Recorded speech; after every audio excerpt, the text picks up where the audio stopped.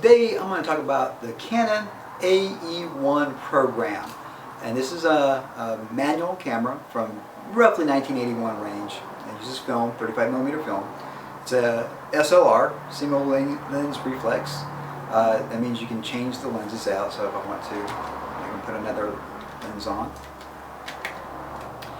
This particular camera actually is really cool for a couple of reasons. One, it has some automatic modes. It has something called program mode. And if you're familiar with the newer DSLRs, they all pretty much have this green area that says program. And you put this on, you put the A on, you put this automatic basically like that, and now it's in automatic mode. And you move it from lock to A, and basically it tells me right now my program mode, you can't see it, but it's a green little P. It says 28mm, and so I can take a picture right now and it would be perfectly exposed. This camera was basically a revolution. There's a little computer chip in here. By 1981 standards, it was fantastic. By today's standards, it's nothing. But it was enough to be able to go through and help out folks with a spot meter built into it. And basically, as long as you can get it in focus, and hopefully you can look in the little ring in there and get it nice and in focus, you basically had a shot that turned out really well, and a lot better than the standard point-and-shoot cameras that you'd have during that time period. Now, if you take it off program mode, actually it's on program mode here. I move to any of the shutter speeds. Let's say I have 1,000 shutter speed. It says it has a 1. Okay, well, I don't have a 1. This is a 1.8. So let's put it down to 500. Still 1, 250, 1. All right, 1.4. It's 125. It's 60. It's at 2. So that basically I could have that work. And it says 2, 2.8. So on here this would be exposed. So basically at this point here, it's going to use the shutter speed as and help out with the aperture thing. Now I'll turn the aperture mode off, and I put it on a shutter speed, and now I have an M in there, and basically it says 1 right now. So I got it at 500. Let me put it down to 60 because I know that's roughly where it's at. It's 2. Let's put it at 1/30th of a second, 2.8. So I'd put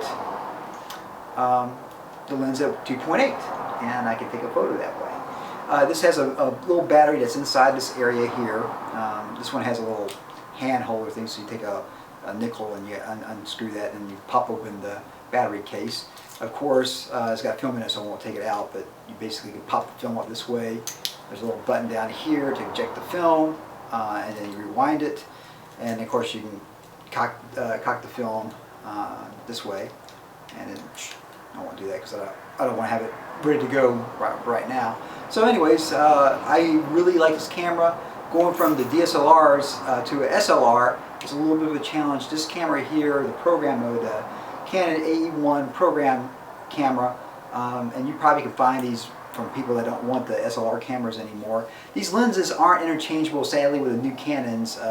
They're FD lenses, and you have to get an adapter. It's about 30 bucks, and it has like a little basically lens on it because the back focus is off. So you can use it for micro photography, but you can't use it for actually shooting to infinity.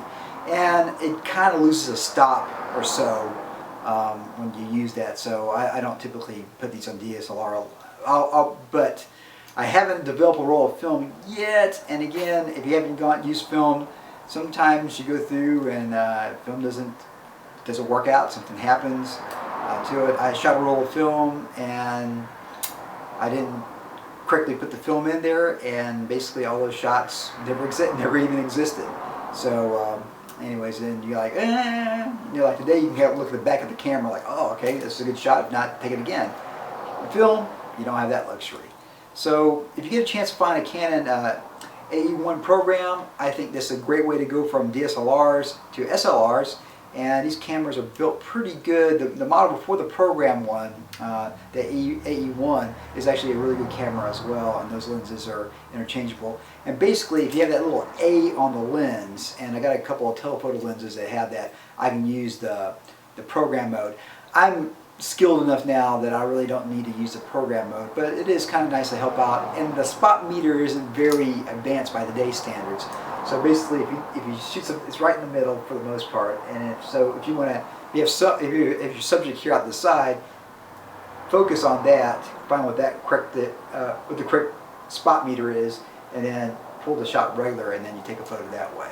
And one thing about film, you don't know how it's going to turn out. It could turn out amazing, or it could turn out to be horrible. And the cool thing is you can do some double exposures, which on the lower DSLR cameras you can't do.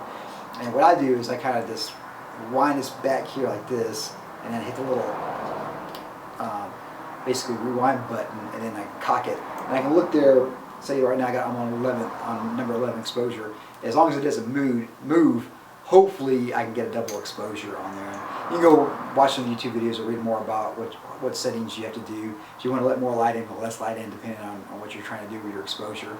Go out there and have fun. This is full frame, so it's a little bit of difference. I shoot mainly with a T3i, which is a crop sensor. And so using a 50mm lens, it's actually a true 50mm lens and not like an 80 like it is on a crop sensor DSLR. So anyways, great camera. If you find it, and you find these cheap, you might find these for $10.